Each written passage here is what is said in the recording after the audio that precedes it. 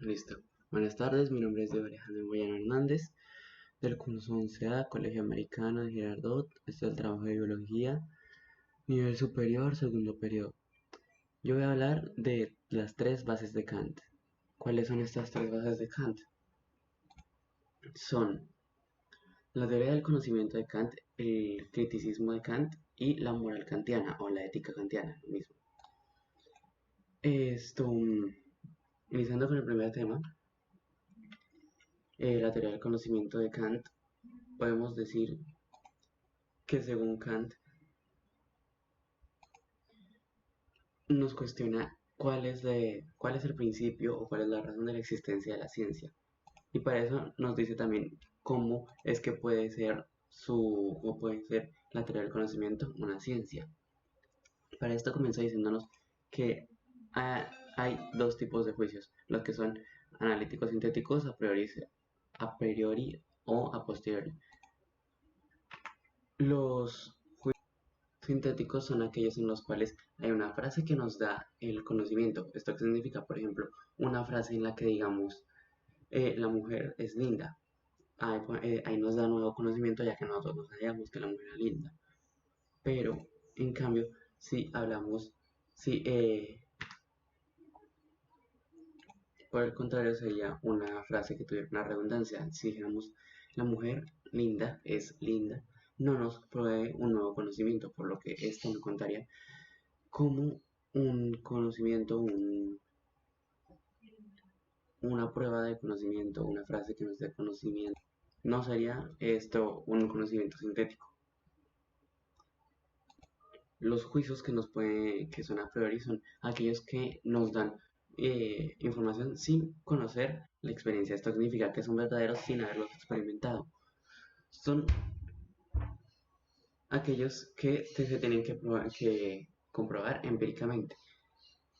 ¿Esto qué significa?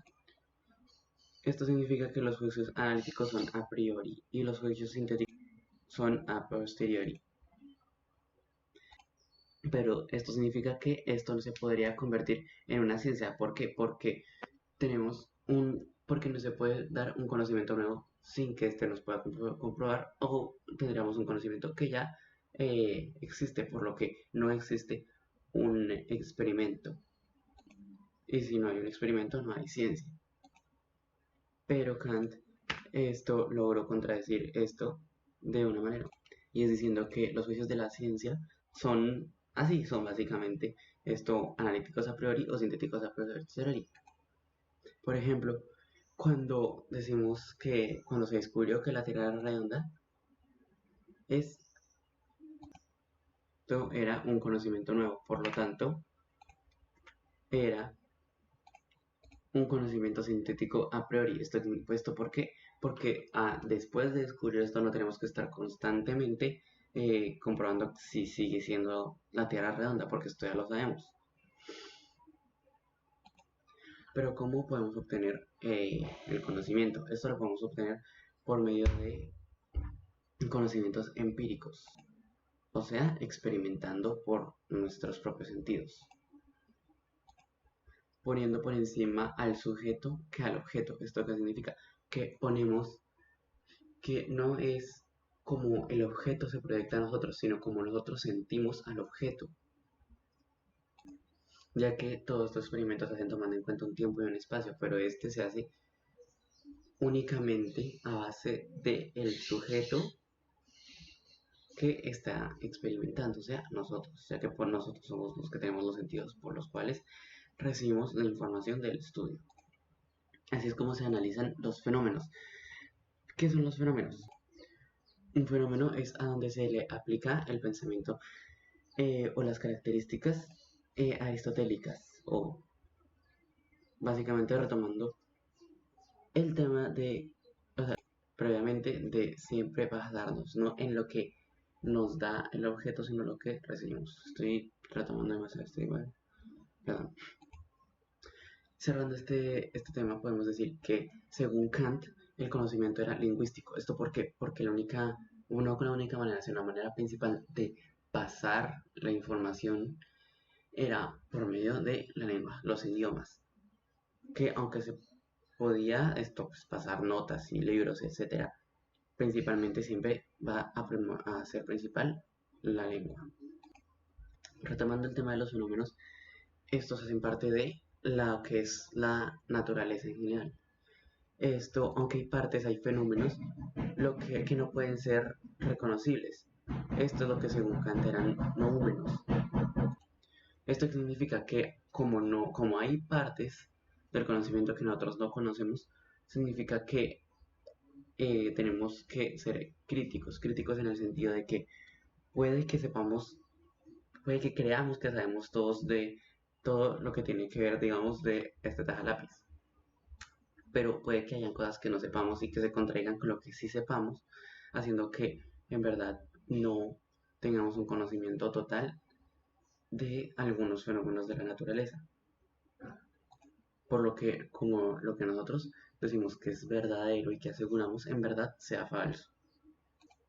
Pero al menos esto podemos saber que tenemos la suficiente información para saber que es fiable y que conocemos lo suficiente para poder interactuar con él y saber, por ejemplo, que no es comestible, o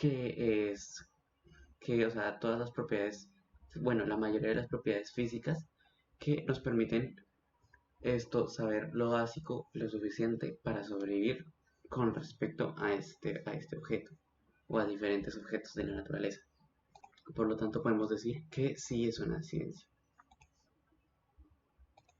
Pero que no es una ciencia, pero que no es una ciencia según Kant, sería la metafísica. ¿Esto por qué? Porque, como su nombre lo indicaba, más allá de lo físico es algo que no es tangible y que no es comprobable de ninguna manera. No podemos tocarlo, verlo, sentirlo, escucharlo, ni probarlo.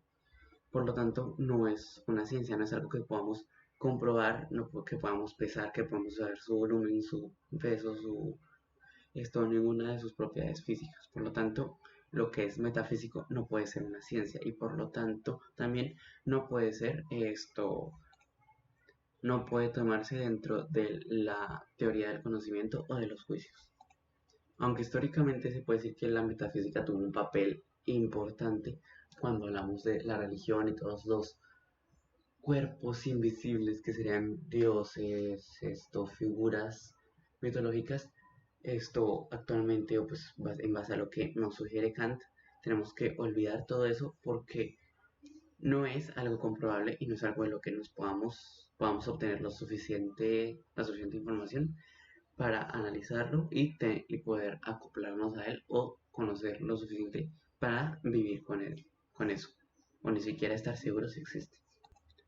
La siguiente base que podemos hablar de Kant es el criticismo. ¿Qué es el criticismo? Lo vamos a conocer a continuación. Literalmente la definición que podemos encontrar más rápida es que es un sistema de pensamiento que se propone a experimentar fundamentos del conocimiento, que ya acabamos de ver, esto que eh, por medio de cualquier reflexión filosófica. Esa es una manera rápida de explicarlo, obviamente a continuación voy a explicar unas maneras más rápidas, otras maneras más especializadas de qué es el criticismo y cómo ésta se relaciona con el tema que acabamos de ver de la teoría del conocimiento. Retomando el hecho de que hay muchas cosas que nosotros no podemos conocer de los objetos, básicamente lo que nos dice el criticismo de Kant es que no podemos confiar enteramente en nuestros sentidos o en lo que no sabemos.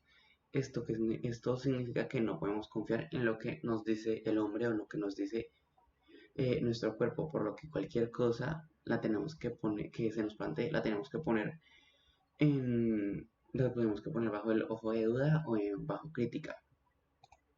¿Esto qué significa? Que según Kant, para poder conseguir la información de algo, no solamente necesitamos leer o que alguien más nos cuente, sino probarlo por nosotros mismos a ver si, aunque nuestros sentidos nos puedan engañar, por lo menos estaremos más seguros porque ya estamos acostumbrados a nuestros sentidos y puede que la persona que nos lo cuente, o sea, nos lo cuente a sus sentidos y no podamos acoplarlo a cómo nosotros lo podríamos percibir en el caso de llevar a cabo ese experimento.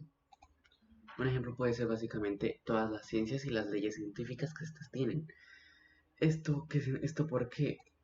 Porque todas las ciencias, todas las leyes científicas tuvieron que pasar por un filtro de por un filtro de la comunidad científica mundial. Esto significa que sí o sí tuvieron que haber sido comprobadas de varias formas diferentes. Por ejemplo, las leyes de, las leyes de la gravedad que nos dicen que un objeto va a caer. Esto si no le ponemos nada debajo. Aunque esto lo podemos comprobar, puede que de alguna manera se nos, se nos puede engañar. Pero si es algo que ya ha sido comprobado por mucha gente y ya tiende a ser y tiene maneras matemáticas para comprobarse, esto podemos decir que al ser una ley científica es algo bastante seguro. Aunque el criticismo no dice que ningún hombre por sí solo pueda acceder al conocimiento o a la verdad de un fenómeno, solamente dice que se necesita la suficiente investigación para conseguir suficiente información para analizar dicho fenómeno y averiguar o por lo menos teorizar si es cierto o no. Pero ¿qué objetivo tenía Kant con todo esto? Básicamente lo que quería era hacer a la inversa, no solamente hacer un experimento para llegar a un punto, a una información, sino poder encontrar la manera de, con esta información, comprobar el experimento que se hizo previamente. Sé que es bastante complejo, pero intentaré explicarlo mejor. Básicamente significa que después de, después de replantear o rehacer el experimento, llegar a la misma conclusión que se pre... O sea, compararlo con la conclusión que se dio y con lo que posiblemente se creía que iba a suceder antes de llevar a cabo el experimento. Ahí se puede identificar cómo esto, según con qué ideas, esto se juega con lo que sería el conocimiento a priori y a posteriori. Podemos decir que Kant tenía cierto ego bastante elevado. ¿Esto por qué? Porque decía que el criticismo era su doctrina y que era una doctrina que iba más allá de las demás, que iba prácticamente mejor que las demás. ¿Por qué decía esto? Porque este no solamente se basa en dar una especificación, un tema, una idea, una creencia, sino que critica otras creencias o su propia creencia. Sobre decir que esta no tenía ningún dogma, ninguna religión que seguir, ni tampoco era completamente escéptica porque no era como que te dan una información y tú la desechas, sino que eres reflexivo respecto a esta información, la criticas, la analizas y confirmas si es verdad o no. Pues por eso podemos decir que el criticismo era como un balance entre la creencia o el dogma y el escepticismo. Estaba en todo el medio. Bueno, el siguiente tema del cual vamos a hablar es la ética o la moral kantiana. Es la tercera y última base de la cual vamos a hablar. La moral que nos plantea Kant basaba del hecho de que no tenemos, o mejor dicho, Kant criticaba el hecho de tener esto que para hacer algo, no, primero miramos que puede ser el premio o el castigo que podemos recibir por esto que hagamos. Con este postulado, Kant contradecía totalmente el pensamiento de Aristóteles y otros filósofos como Epicuro previos a él, los cuales decían que o una opción o una decisión es correcta si me hace feliz a mí por encima de los demás, y Epicuro decía básicamente lo mismo pero cambiaba la palabra felicidad por placer. Kant quería trascender todo eso. ¿Esto de qué manera? En que pudiera ser universal, bueno, no universal, sino que aplicara para todas las personas pero sin que todas las personas tuvieran una misma moral. O sea, no que todas las personas no piensen igual, pero sí tengan una misma moral para que no se hagan daño a sí mismas o que hagan lo bueno por las otras personas. Para esto, o sea, para crear una ética formal, como el lema, Kant quería crear algo llamado el imperativo categórico. ¿Qué es esto? Pues es básicamente una manera en que todos los seres humanos tengamos un mismo criterio para saber qué es correcto o qué es incorrecto.